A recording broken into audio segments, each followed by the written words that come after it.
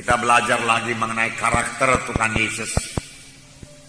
Karakter Tuhan Yesus. Karena firman Tuhan berkata, barang siapa yang ada dalam Tuhan Yesus, dia wajib hidup sama sebagaimana Yesus hidup. Masih banyak lagi dalam hidup kita yang perlu kita perbaiki supaya kita bisa hidup sama sebagaimana Tuhan Yesus hidup. Kelihatannya menurut pikiran manusia hal ini mustahil. Tetapi Tuhan tidak akan meminta sesuatu yang tidak bisa kita penuhi di dalam hidup kita. Terlebih-lebih firman Tuhan berkata, sama sebagaimana dikatakan Paulus, hidupku ini bukannya aku lagi, tapi Yesus hidup dalam aku.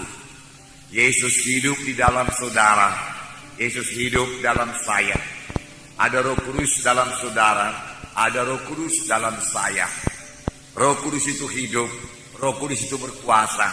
Dan firman Tuhan berkata, Roh Kudus akan memimpinkan kita kepada segala kebenaran. Roh Kudus akan menuntun kita. Roh Kudus akan menyanggupkan saudara untuk menolak semua dosa.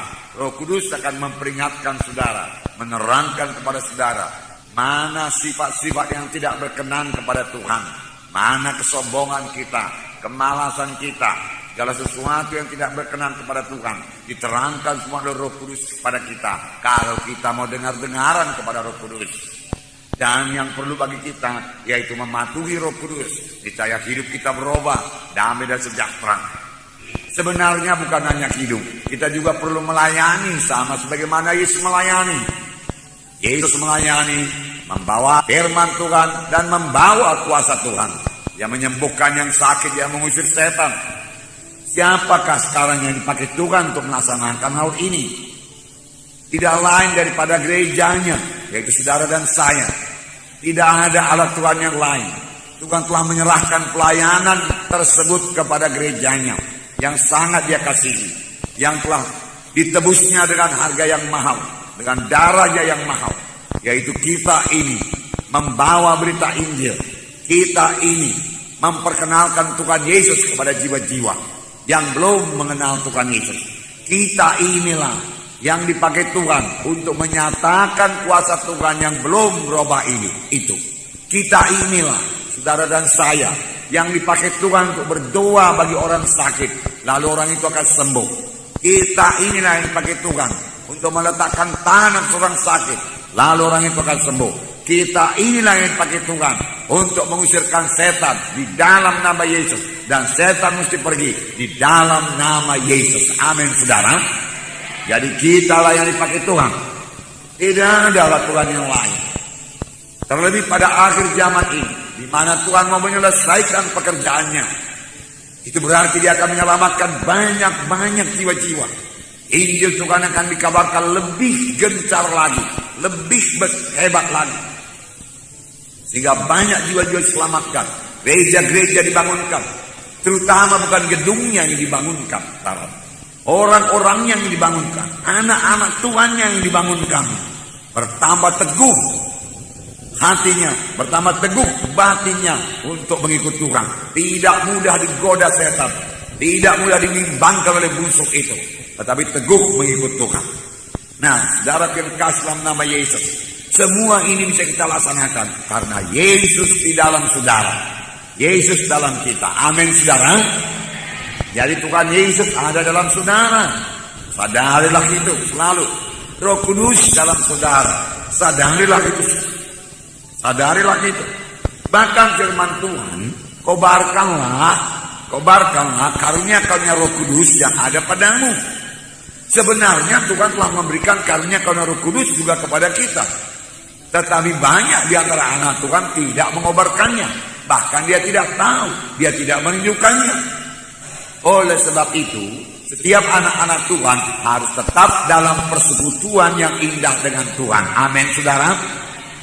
Jadi rasakan selalu kehadiran Tuhan di dalam hidup saudara. Bersekutu dengannya, dengarkan suaranya. Tuhan itu Tuhan yang bersungguh-sungguh. Oleh sebab itu, kalau memang Tuhan dalam kita, semuanya kita kerjakan dengan sungguh-sungguh. Kita melayani dengan bersungguh-sungguh. kita berdoa dengan bersungguh-sungguh, kita mengasihi dengan bersungguh-sungguh, kita mengampuni dengan bersungguh-sungguh. Amin, saudara.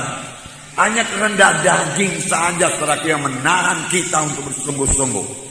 Nah, Tuhan Yesus bersungguh-sungguh dalam melaksanakan kehendak Bapanya.